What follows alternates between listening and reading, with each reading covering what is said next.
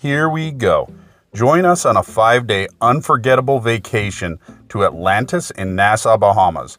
We will take you on a culinary journey and show you the ins and outs of one of the most famous resorts in the world. No, you were supposed to take a picture. Oh, I'll take a picture too. We began our trip at a Wilkes-Barre-Scranton airport on a bus to Philadelphia. Yeah, that's right, a bus. So they're doing this service now where you take a bus to Philly and then you fly out of Philly. Once we got to Nassau, we had about an hour and a half line in immigration. And then once we got through that, we grabbed this taxi. This guy was great. He showed us a lot of sights on the way to Atlantis. Checking into Atlantis, we were through the Caesars Rewards program. So honestly, we didn't know where we were gonna stay. We were hoping to stay in the Cove, but they were booked up, so they put us over in the Royal Towers. Being that we have never been to Atlantis, we wanted to check out both. So you'll see, here's the Royal Towers we started. Later on, we will be at the Cove.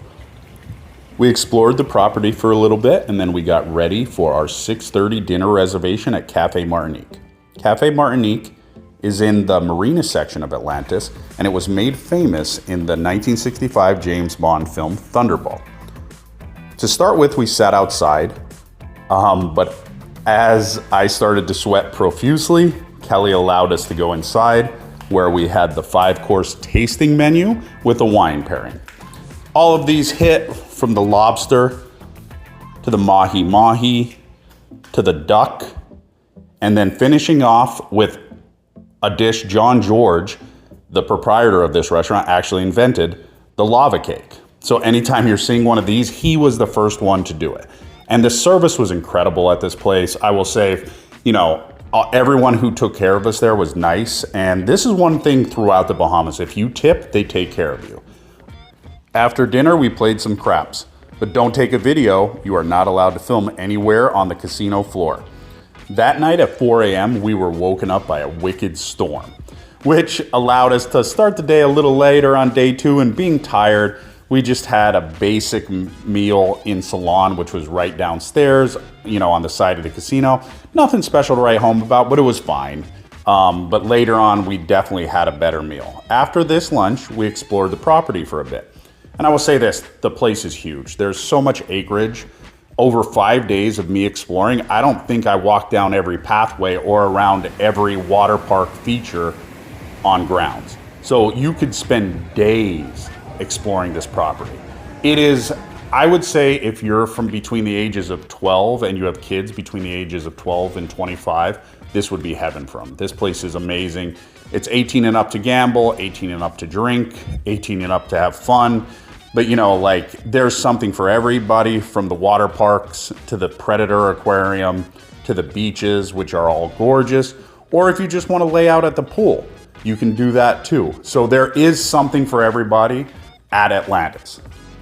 Dinner that night, we decided to stay on property, which we went to one of their flagship restaurants, Nobu. Now, we've also been to Nobu in Las Vegas, and the Nobu Las Vegas meal was one of our favorites of all time. Here, they did not have a tasting menu, but what they did, we just asked the waiter. We were like, take us on basically your greatest hits. Here's X amount of money, give us your greatest hits. And he absolutely killed it. Everything was great here. I mean, the world famous miso cod, if you're there, you have to have it. Nobu, just straight up delicious.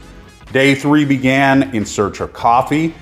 Kelly did not want to wait in this line, so we went and hit a slot machine and got a coffee from the drink girl. Now, we were going to explore outside Atlantis this day, so we went outside to find a car. So we got a private car, and this was Drexel, and Drexel was great. So if you ever need a ride on the island, here it is. It's better to just have a picture of it though anyway, because then you know where to go. Yeah. He dropped us off at Graycliff, where we were going to have lunch. We got there around noon for a 1:30 reservation.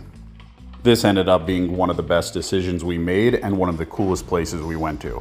So we got there early and we grabbed drinks, and no one was there. They opened at noon, but there was no reservations, I don't think till 1 or 1:30. So they offered us, grab a drink from our bartender, which came and served us right here in this cool little lounge. And then they're like, take it out in the gardens, and when you guys are ready, come on back and we can start your meal. This gives White Lotus vibes, doesn't it? Yeah.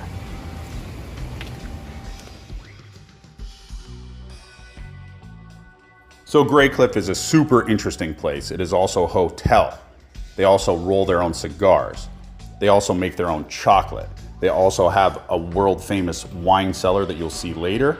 We settled in the garden and finished our drink, and we got ready for our wine tasting menu.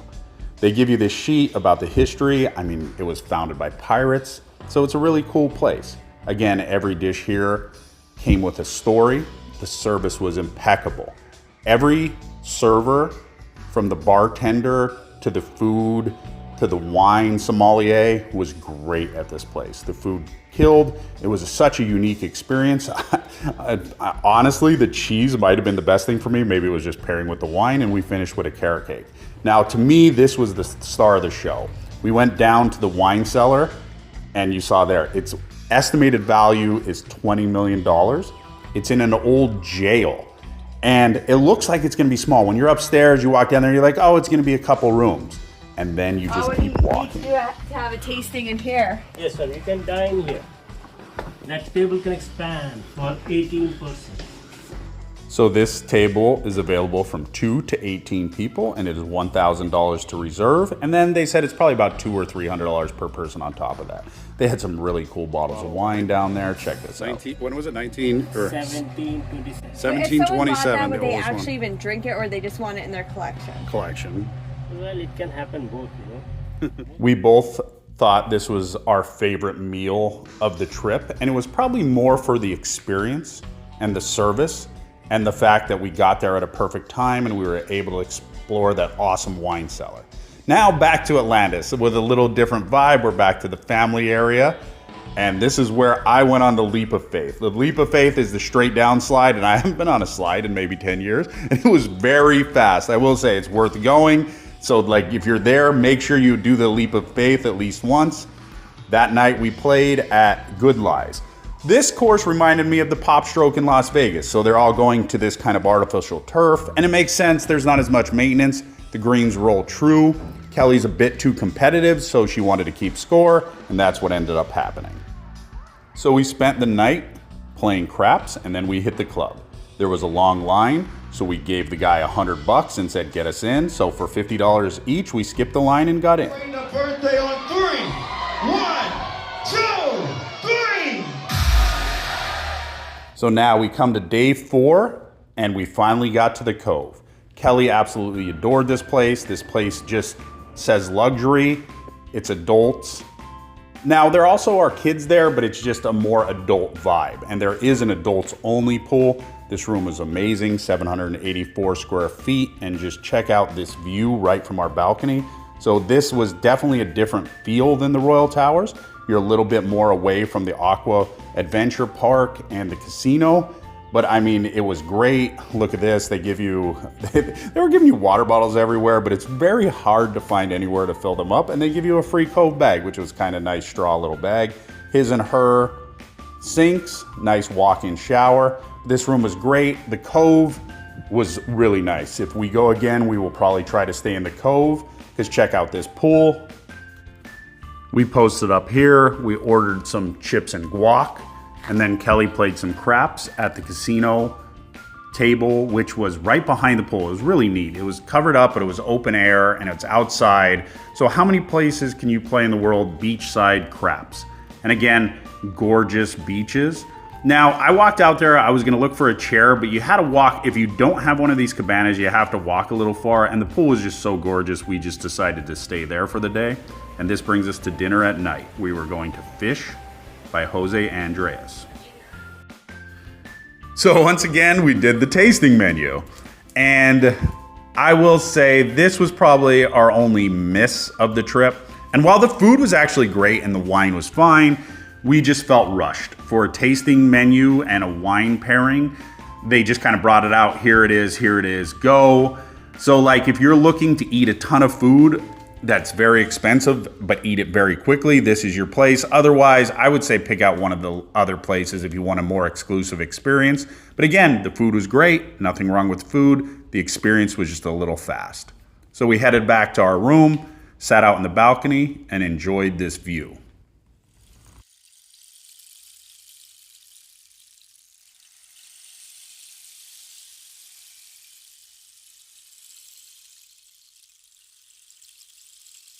So this brings us to day 5. Sadly, we checked out of the Cove and headed back over to the Royal Towers, but we decided today we were going to go check out Fish Fry because it was recommended to us by a lot of the locals. And they said to go during the day.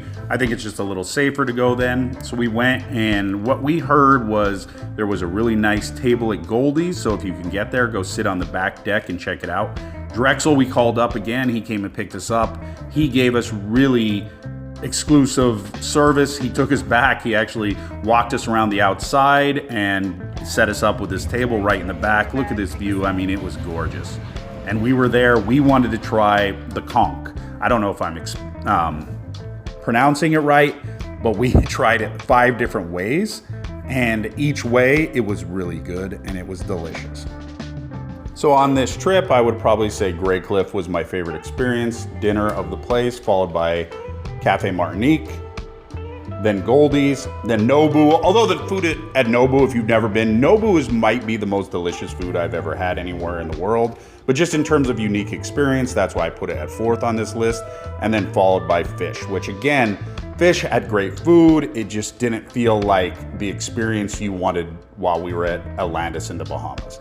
And this is us. I finally got to do the lazy river. I think it's a mile around the whole thing. It was kind of awesome. And it was actually not lazy. There's rapids.